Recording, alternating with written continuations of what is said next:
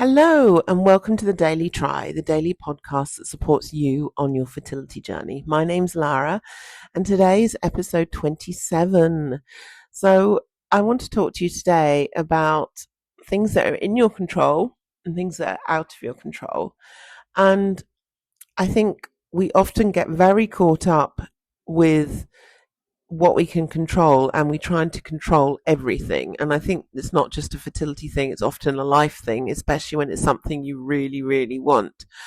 But I know that when you're trying to get pregnant, it can feel like everything you decide to do carries an enormous weight. Like, if I eat this muffin, then that is going to spike my sugar levels, which will mean that my body won't be as healthy, which means that my egg won't be as healthy, which means that potentially my pregnancy won't work.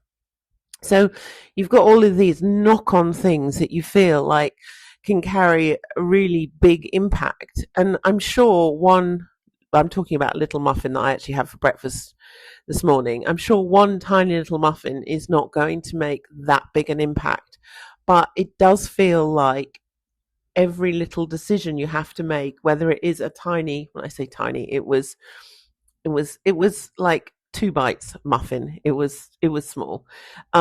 Whether it is a muffin or whether it is walking taking the stairs rather than the lift, or maybe it's relaxing on the sofa watching TV versus meal prepping, or whether it's doing your gym workout versus not. There's so many decisions you have to make, and you feel like every single one is going to be the one that makes the whole pregnancy not work. And I know this feeling so strongly, and it's really hard. When I was doing my IVF and I did my second embryo transfer, I was in Spain, which is where I did my transfer. And after the day after we did the transfer, I went on a walk with my brother. It was really hot, and we walked around this kind of, I think it was a ruined castle, which was lovely,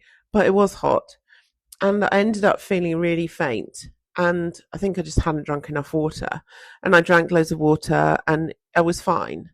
But in the back of my mind, the whole time, I was thinking, should I have done that?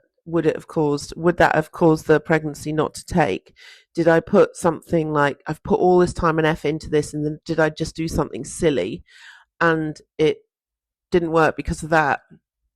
Obviously, I will never know the answer to that question, but having been working in this fertility space for so many years, I also know that it's quite unlikely that one thing will have impacted that transfer.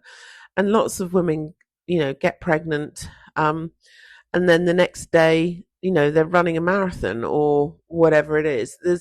Your body deals with things in different ways. So obviously, I don't know, and I wouldn't recommend it, but I have to think for my own sanity that it didn't impact it.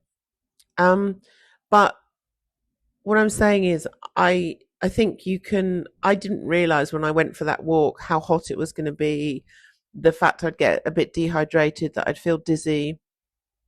I just thought we were going for something nice. And I think you can feel like, you're trying to do everything that's within your control, and then you kind of forget about other things. And it's, it, it's really difficult because the outcome is really, or feels really uncertain. You just don't know what is going to be the thing that works, what is going to be the thing that gets me pregnant, keeps me pregnant, helps the embryo stick, that gets my body ready for conception. You just feel like you don't know, and control can feel like the only safety. But it can also be a really big burden. It can be really difficult and pressure on yourself, because you start thinking that every outcome is a reflection of whether you did everything perfectly, which is exactly what I was just talking about in that story I was telling you. But I think the important thing to remember in this is that even the clearest medical results do not tell the full story.